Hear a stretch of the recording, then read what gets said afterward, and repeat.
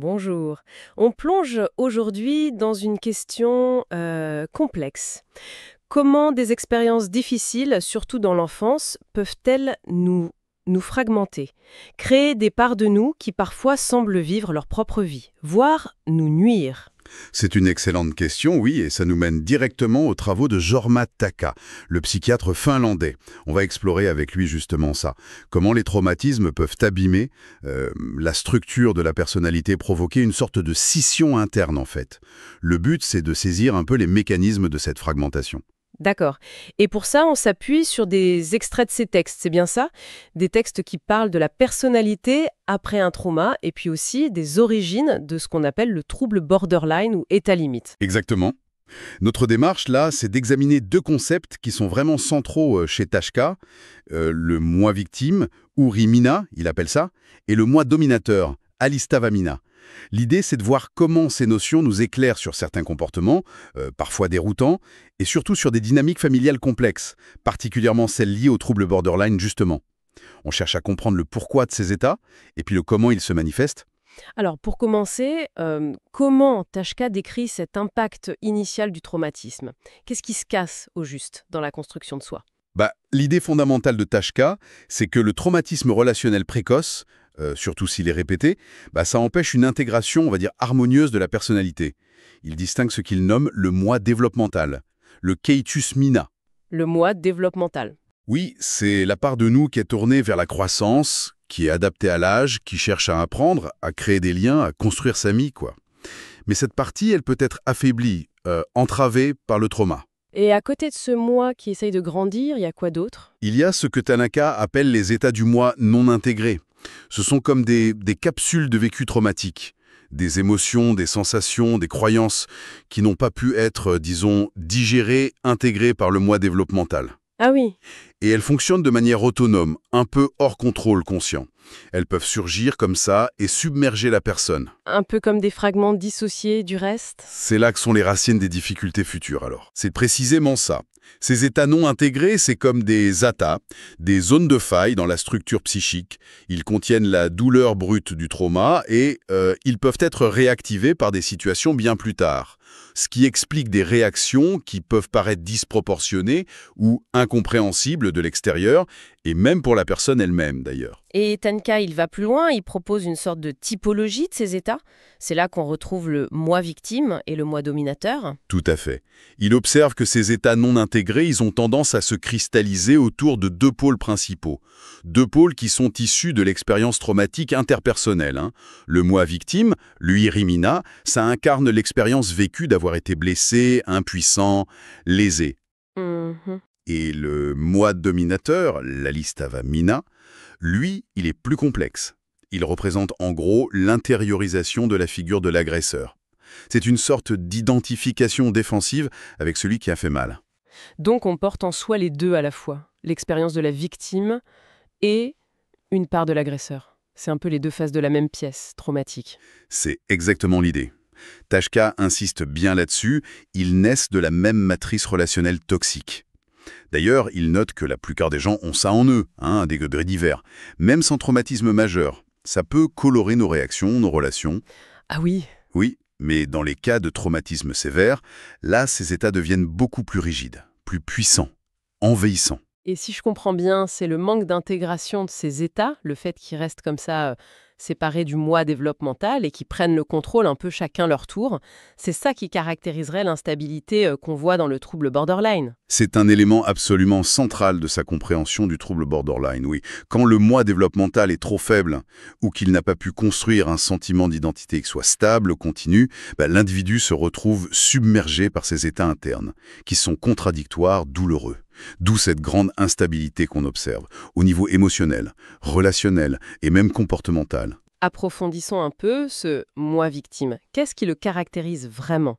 Au-delà de la tristesse, du sentiment d'injustice, c'est quoi sa dynamique profonde? Alors, le moi victime, il est essentiellement comme figé dans le passé traumatique. Il ne cherche pas juste à être consolé, non. Il cherche une réparation, une compensation pour les torts qu'il a subis pour ce qui a manqué. Et du coup, sa perception du présent est toute déformée. Les exigences normales de la vie adulte, le travail, les responsabilités familiales, tout ça, c'est vécu comme profondément injuste, comme une nouvelle offense. D'accord. Il y a ce sentiment lancinant de manque.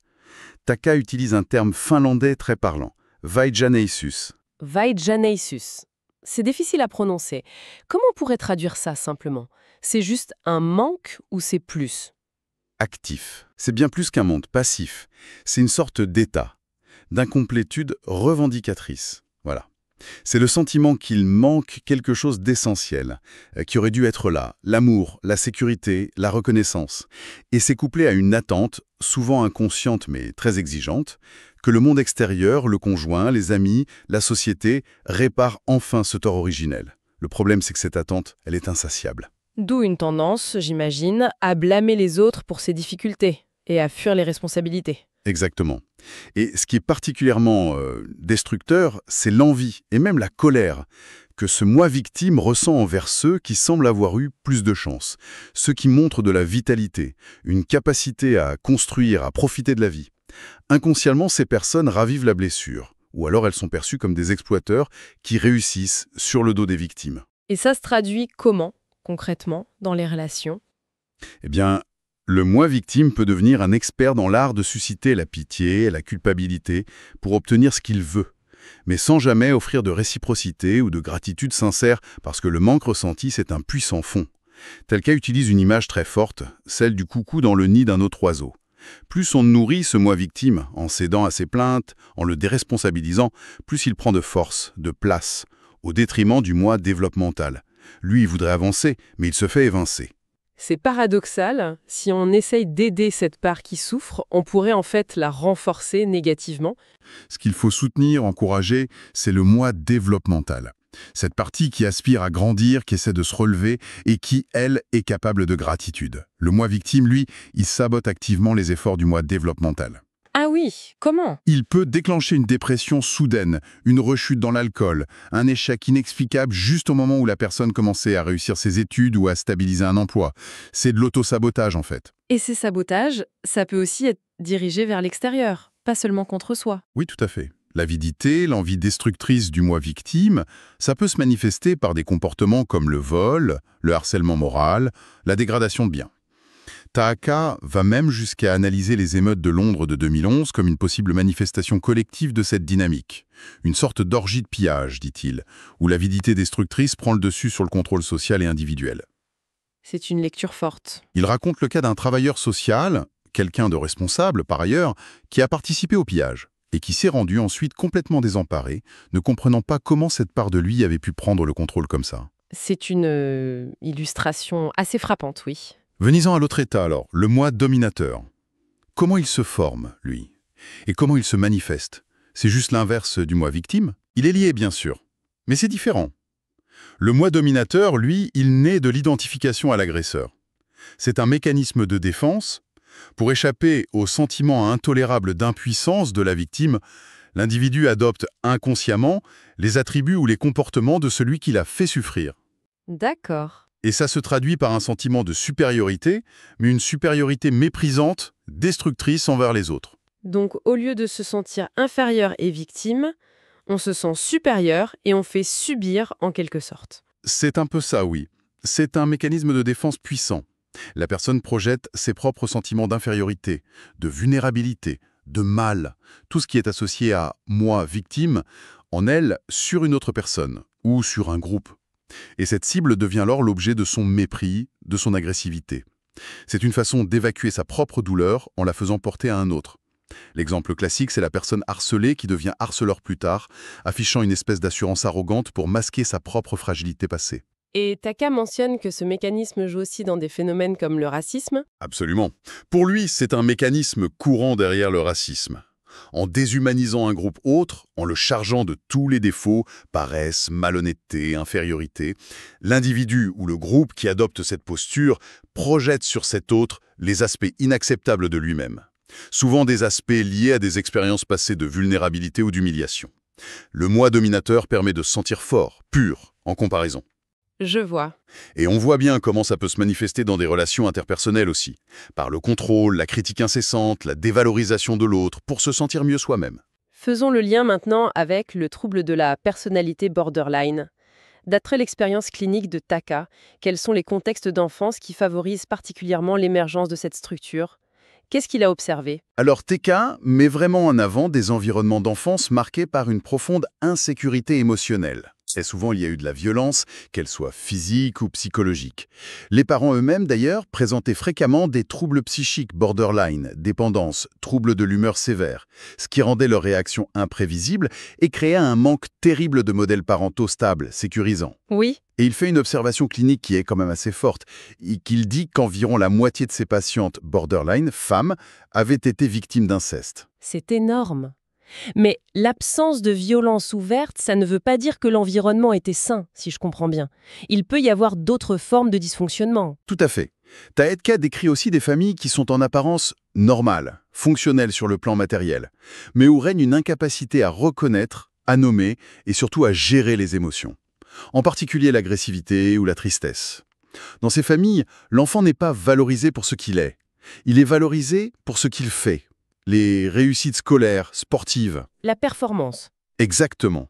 Et encore, ce n'est jamais vraiment assez pour obtenir une reconnaissance affective stable et sincère. L'enfant sent bien qu'il doit performer pour exister aux yeux de ses parents. L'enfant n'est pas vu pour lui-même, mais pour la fonction qu'il remplit. C'est ça? C'est tout à fait ça. Très souvent, l'enfant est investi, sans le savoir, de rôles qui servent à maintenir l'équilibre psychique, souvent précaire, des parents. Il peut être le bouc émissaire, celui qui porte tout ce qui ne va pas dans la famille, ou l'enfant parentifié, celui qui doit s'occuper émotionnellement de ses parents, ou encore celui qui porte l'anxiété, la colère non exprimée d'un parent. Hmm. Ce qui manque cruellement dans ces cas-là, c'est ce que TK appelle l'amour empathique. C'est-à-dire un amour qui voit et accepte l'enfant tel qu'il est, dans ses joies comme dans ses difficultés, et qui sait aussi poser des limites structurantes sans pour autant rejeter. Sans ça, l'enfant développe une faible estime de soi et plus tard une difficulté à aimer et à valoriser les autres de manière authentique. Il mentionne quand même brièvement d'autres facteurs possibles. Ce n'est pas uniquement lié à la famille. Oui, Tackler reste nuancé. Il évoque la possibilité de facteurs constitutionnels, comme une agressivité innée peut-être plus forte, ou des vulnérabilités neurologiques, TDAH, séquelles de lésions cérébrales, ou même des régressions massives liées à des traumatismes extrêmes, comme la guerre. Mais c'est vrai que son analyse clinique met principalement l'accent sur ces dynamiques développementales précoces au sein de familles.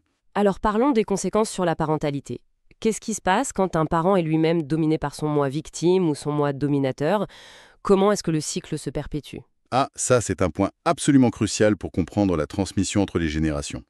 Un parent chez qui le moi victime est prédominant, il aura énormément de mal à assumer une posture parentale. Mature. Il aura plutôt tendance à inverser les rôles. C'est-à-dire? L'enfant devient un confident, une source de réconfort, un soutien émotionnel pour le parent. C'est ce qu'on appelle la parentification. L'enfant est privé de son enfance en quelque sorte pour répondre aux besoins du parent. Ça doit être incroyablement lourd et confus pour un enfant. Extrêmement. Et ce parent moi victime, il peut aussi entrer en compétition avec son propre enfant, ressentir de l'envie face à sa vitalité et à ses besoins. Ce qui peut mener à de la négligence ou même à des critiques, des punitions qui sont en fait l'expression de cette hostilité cachée. Parfois, c'est l'inverse. Le parent projette son propre état de victime sur l'enfant et va le surprotéger, le gâter, mais d'une manière qui répond à ses propres angoisses à lui, pas aux besoins réels de l'enfant. D'accord. Taka note même que pour certains, les animaux domestiques peuvent devenir des objets d'investissement affectif plus sûrs, plus importants que les relations humaines, y compris avec leurs propres enfants. Et si le parent aussi entre les deux états, entre moi victime et moi dominateur? Alors ça, c'est souvent le cas dans les dynamiques borderline, et c'est particulièrement destructant pour l'enfant. Le parent peut passer sans prévenir d'une attitude de plainte, de demande de soutien, le moi victime, à une fureur critique contrôlante, le moi dominateur. L'enfant ne sait jamais sur quel pied danser. Taka donne l'exemple d'une mère qui fait de sa fille sa confidente intime, et puis l'instant d'après, elle l'accuse violemment d'être égoïste ou d'être la cause de tous ses malheurs. Cette imprévisibilité, ça crée une insécurité fondamentale. Comment Taka décrit-il plus finement cette dynamique spécifique entre un parent borderline et son enfant? Qu'est-ce qui dysfonctionne vraiment au cœur de la relation? Plusieurs éléments clés ressortent de son analyse. D'abord, un déficit d'empathie assez marqué. Le parent a du mal à percevoir et à répondre de manière juste aux besoins émotionnels réels de l'enfant. L'éducation peut être vue comme une série de tâches techniques à faire. Taka utilise la métaphore de l'entretien d'une voiture plutôt que comme une relation vivante. Ah oui, c'est parlant. Ensuite, il y a une grande difficulté à tolérer et à gérer les émotions, les siennes et celles de l'enfant. La colère, la tristesse, la peur de l'enfant sont souvent malvenues, ignorées. Ou alors les émotions peuvent être jouées pour la façade sociale, mais elles manquent d'authenticité profonde. Il parle de relations instrumentales. Qu'est-ce qu'il entend par là? Ça veut dire que l'enfant n'est pas perçu comme une personne à part entière, avec ses propres besoins, son propre monde intérieur. Il est vu comme un instrument au service des besoins du parent.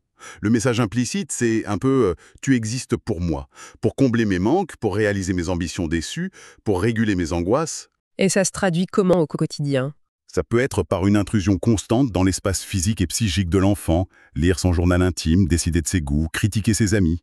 Ou, à l'inverse, par une négligence profonde quand l'enfant ne sert plus la fonction attendue par le parent. Le contrôle et ou la négligence, ça fluctue selon l'état interne du parent. On retrouve aussi cette idée des rôles assignés dont vous parliez tout à l'heure. Oui, et Taka les détaille bien. Il y a l'enfant parentifié, on l'a dit. Il y a l'enfant poubelle, celui qui porte la mauvaise image de soi du parent. L'enfant symptôme, dont les troubles, agitation, échec scolaire permettent paradoxalement aux parents de se sentir mieux ou de mobiliser l'attention sur l'enfant plutôt que sur ses propres difficultés. C'est complexe. Et il parle aussi de psychodrame. Ce sont des scénarios répétitifs où l'enfant est enrôlé, malgré lui, par le parent qui rejoue inconsciemment ses propres traumatismes ou conflits non résolus. L'enfant se voit attribuer des rôles fixes, persécuteur, sauveur, victime. Quelles sont les conséquences à long terme pour un enfant qui grandit dans ce type d'interaction constante? Quel impact ça a sur son développement?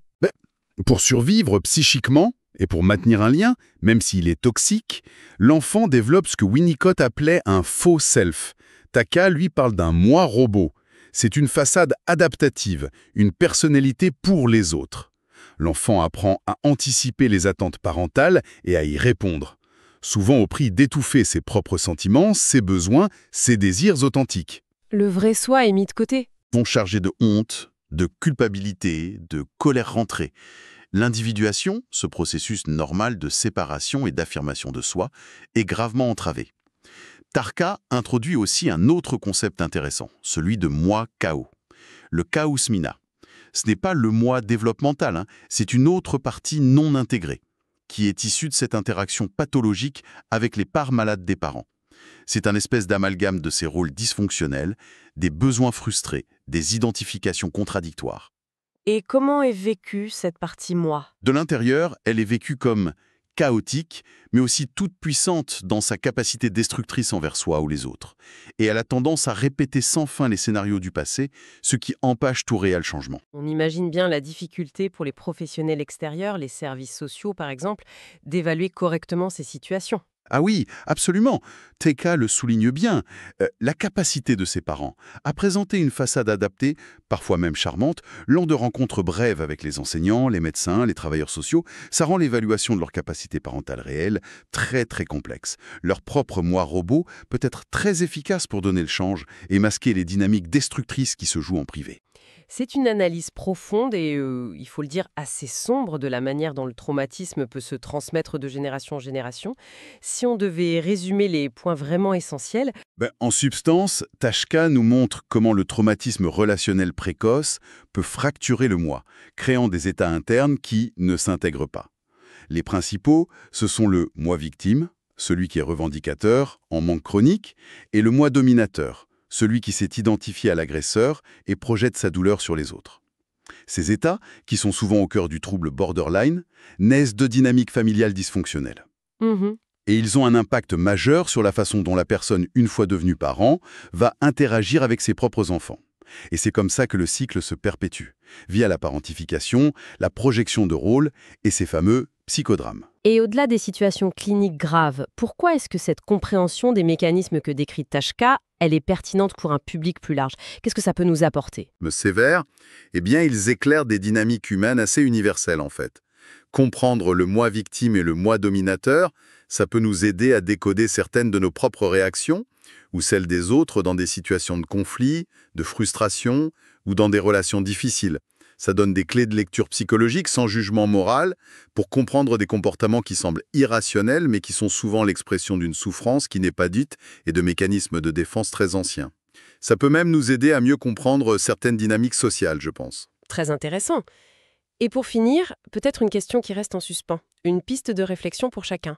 Si, comme le suggère Taka, le moi victime et le moi dominateur sont vraiment les deux faces d'une même blessure. Alors, qu'est-ce que ça implique pour la guérison? Est-ce qu'il faut juste renforcer le moi développemental? Ou est-ce que la véritable intégration, elle passe aussi par une reconnaissance, une transformation de ces parts plus sombres, y compris celle qui s'est identifiée à l'agresseur? Et puis, plus largement, comment est-ce qu'on peut, en tant que société ou en tant qu'aidant, soutenir la croissance d'une personne sans tomber dans le piège de nourrir son moi victime ou de réactiver inutilement son moi dominateur? C'est toute la complexité de l'accompagnement du traumatisme, finalement.